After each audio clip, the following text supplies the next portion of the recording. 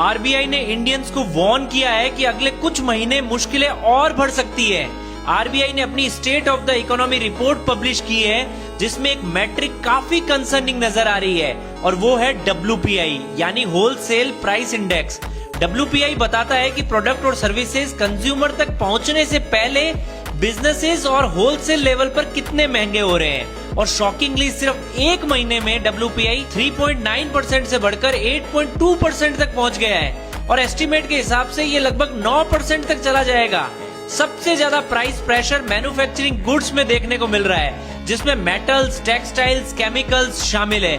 इसके अलावा primary article जैसे ऑयल सीड्स, मिनरल्स और नॉन फूड आर्टिकल्स भी महंगे हो सकते हैं। और इन्फ्लेशन बढ़ने का सबसे बड़ा कंट्रीब्यूटर फ्यूल और पावर सेक्टर है। अब इंटरेस्टिंग बात यह है कि कंज्यूमर इन्फ्लेशन यानी CPI अभी भी काफी लो है। CPI सिर्फ 3.4% से बढ़कर 3.48% हुई है। इसका मतलब यह है कि बिजनेसेस और मैन्युफैक्चरिंग फिलहाल बढ़े हुए कॉस्ट को खुद एब्जॉर्ब कर रहे हैं और उन्होंने अभी तक पूरा बर्डन कस्टमर्स को पास ही नहीं किया है।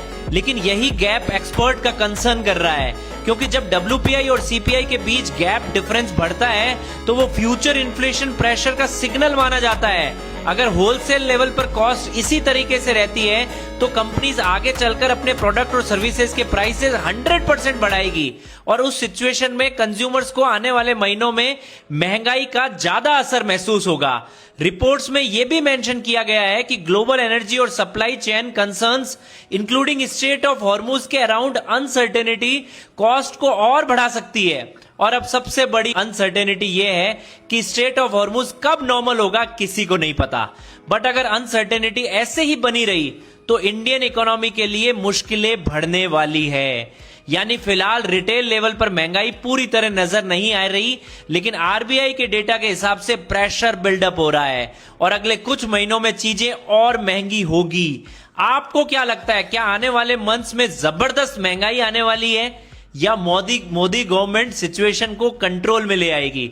कमेंट करके जरूर बताएं।